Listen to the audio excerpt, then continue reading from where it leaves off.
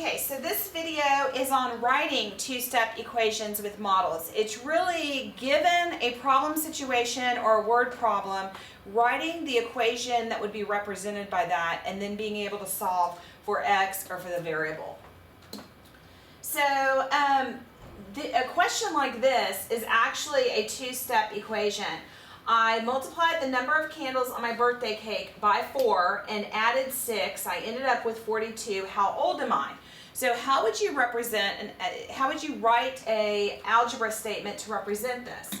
So a number of candles, so we're just going to say candles multiplied by 4, so it's going to be 4c, and added 6 is going to ended up with 42.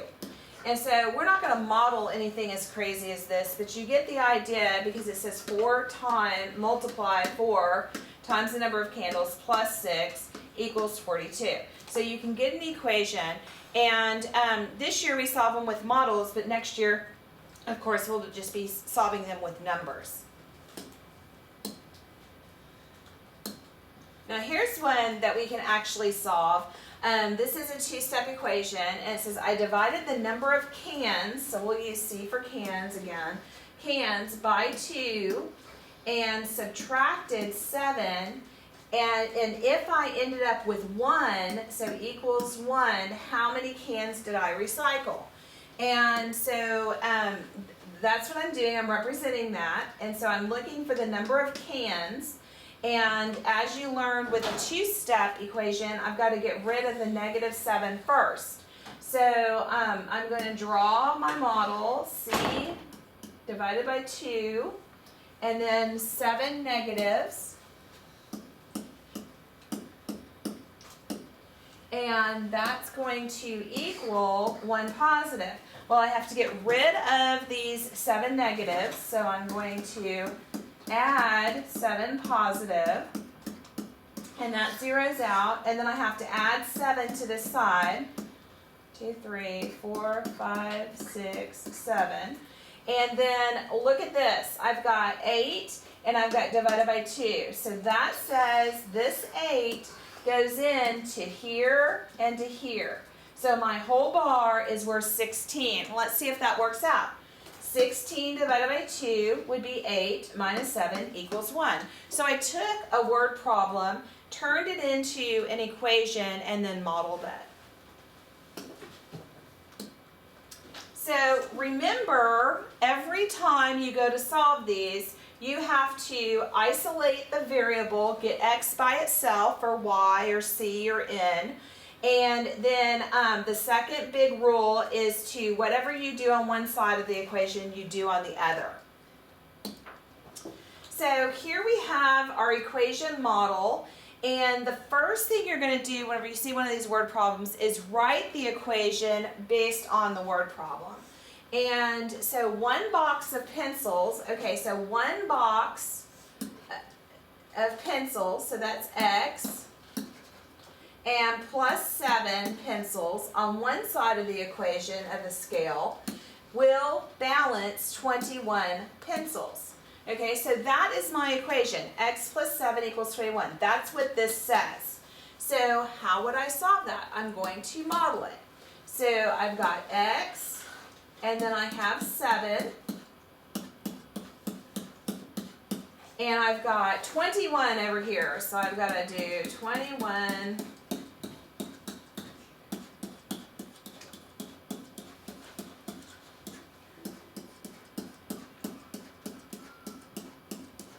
Okay, so I've got to get rid of these 7. That's all I've got going on. So I'm going to add 7 here, and then get rid of 7 over here. And this zeroes out, and this zeroes out. So what I'm left with is x equals 7 plus 7, which is 14. Put it back in a check. Does 14 plus 7 equal 21? Yes, it does. Check. 3 boxes of candy on one side of the scale will balance 18 pieces. So 3 boxes, and I represent that by my X model, 3 boxes, and will balance 18 pieces.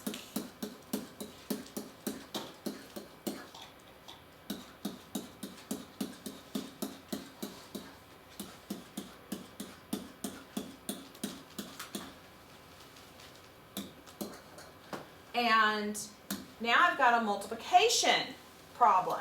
And so 6 are going to go here, and 6 are going to go here, and 6 are going to go here. So x is going to equal 6. Let's put it back in. I should have written my equation, 3x equals 18. I just jumped to drawing it, and I should have written it. So 6 times 3 is 18, and that does equal 18. So check. So now the only one left would be a two-step. The day after Halloween, Mark and Sarah still have some candy left in their trick-or-treat bags. Mark has two boxes, and 7 pieces of candy left over. Sarah has 5 boxes and 1 piece. So Sarah on this side has 5, so this is 2x plus 7 equals 5x plus 1. So I've got two-step equations going on, and I've got equations on both sides. So I'm going to represent 5 and then 1. Okay, so we know that if we've got things on x's on both sides, we can cancel those out. So we're going to take away this 2 and take away this 2. Okay, now I got to get rid of this plus over here, so I'm going to add a negative, and that's going to zero up here, and I'm going to add a negative here, and that's going to zero up here. So let's see what I'm left with. Now I have 3x equals 6. Well, that's easy.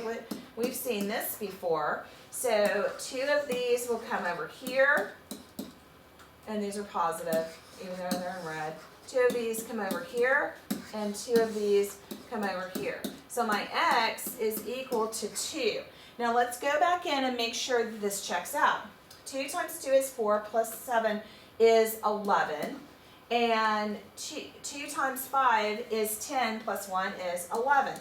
So it balances. It all checks out. Now, John and Diego went looking for batteries for their MP3 players. John found 1 unopened package plus 7. More batteries loose in a drawer. So that would be represented by 1 package plus 7 loose in a drawer. Diego found 2 packages of batteries in his house plus 2, and that he borrowed from his sister's Walkman. So this is set equal to, this balances. So I'm going to write the model that represents this, and I'm trying to find out how many batteries would be in each package. So it's 3, 4, 5, 6, 7, and 2x plus 2. Now we said we can cross out this and cross out this because those balance on each side. And then we've got 2 over here. Again, I'm trying to get x by itself. So that's 2, and this is 2. So those cancel out. So I've got x equals 1, 2, 3, 4, 5. So it's x equals 5. So let's put that back in and see if it checks. 5 plus 7 is 12. And 2 times 5 is 10, plus 2 is 12. So 12 is the number that checks. So some key points to remember: get the variable by itself on one side, work backwards, canceling out your addition and subtraction first, and then your multiplication and division. And whatever you do to one side, you do to the other. So those are the 3 things that you make sure and remember. And here's your homework check. It's word problems. It's probably hard to read off of here, but you can find it in your Google form in Edmodo.